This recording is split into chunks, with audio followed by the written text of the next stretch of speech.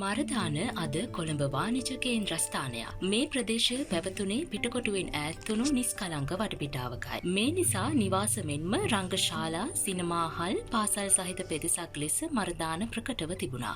මරදානේ අතීත සිහිවටන කිහිපයක් ගැන විමසිලිමත් වීමටයි අපි මේ වැඩසටහන කරන්නේ. ඉස්සර කොළඹ ප්‍රධාන ස්ටේෂන් එක තිබුණේ කොටුවේ නෙමෙයි. පිටකොටුවේ කෙළවරක මරදානට අයත්ව. හරියටම අද මරදාන ටෙක්නිකල් කොලෙජිය ඉදිරිපිට.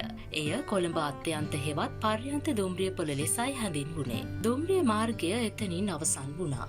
එවකට එංගලන්තයේ පැවති දුම්රිය ස්ථානවලට සමාන ලෙස එහි පර්යන්ත ගොඩනැගිල්ල ඉදිකිරීම සිදු වුණා. කොළඹ ටෙක්නිකල් හන්දිය නමින් ප්‍රකට ස්ථානය ගැන නොදන්න කෙනෙක් නැහැ. අලුත් වැඩියා කරන ලද කෝපි ගබඩාවක තමයි රජයේ කාර්මික පාසල ආරම්භ වුණේ. බොරැල්ල ලංකා විද්‍යාලය ආරම්භ වූ මුල් කාලයේ වෛද්‍ය සිසුන් සඳහා රසායන විද්‍යාව, භෞතික විද්‍යාව, ජීව විද්‍යාව හා සාමාන්‍ය විද්‍යාව සඳහා මූලික පන්ති පැවැත්වීම සිදුකොට ඇත්තේද කාර්මික විද්‍යාලය මගින්. එවකට ගුරු විද්‍යාල නොපැවති නිසා විද්‍යා, ගණිත, භාෂා, තාක්ෂණ වැනි විෂයන් සඳහා පුහුණු ගුරුවරුන් මෙම ආයතනයෙන් බිහි කර තිබෙනවා. මරදාන ටෙක්නිකල් කොලෙජිය ඩී.ජේ. විමල සුරේන්ද්‍ර, ආචාර්ය එන්.එස්. කුලසිංහ, එස්.පී. චාල්ස්, මහගමසේකර වැනි රටට විශිෂ්ට සේවාවක් ඉටු කළ විශාල පිරිසක් බිහි කළ තැනක්. 1890 වන විට මරදානේ රංගශාලා කිහිපයක් පිහිටා තිබුණා. ඒවා ටකරන් මඩුයි.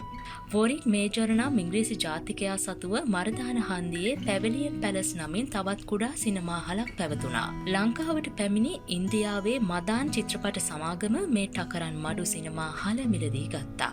එම සමාගම පැවිලියන් පැලස් සිනමාහල නවීකරණය කර වඩාත් පහසුකම් සහිතව තැනුවා. එහි නම එල්ෆින්ස්ටන් පික්චර් පැලස් ලෙස නම් කළා. ඒ 1917 කාලයයි. කොළඹ දුම්රිය ස්ථාන අතරින් විශාලත්වයෙන් දෙවන තැන ගන්නේ මරදානයි.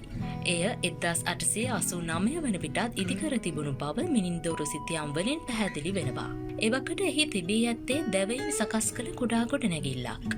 එවකට භාවිත කළ කොළඹ අත්‍යන්ත දුම්රිය ස්ථානයේ සිට මහනුවර මාර්ගයේ සහ දක්ෂිණ මාර්ගයේ දුම්රිය මෙහෙයුම් කටයුතු සිදු කිරීම අසීරු වීම නිසා මරදානට ස්ථිර පහසුකම් සහිත ගොඩනැගිල්ලක ඉදිකළ දුම්රිය පොළක් 1893 ජූලි 12 වනදා විවෘත කර තිබෙනවා. දෙමහල් ගොඩනැගිල්ල බ්‍රිතාන්‍ය සම්ප්‍රදායට අනුව ඉදිකර ඇති අතර ප්‍රවේශපත් කවුන්ටර, මගී විවේකාගාර, දුම්රිය කාර්යාල ආදීන්දය සමන්විතයි. අද මධ්‍යම දුම්රිය පාලන මැදිරිය පිහිටා තිබෙන්නේ මරදානේ. දිනකට දුම්රිය වාර 300කට ආසන්න සංඛ්‍යාවක් ඉන් පාලනය වෙනවා.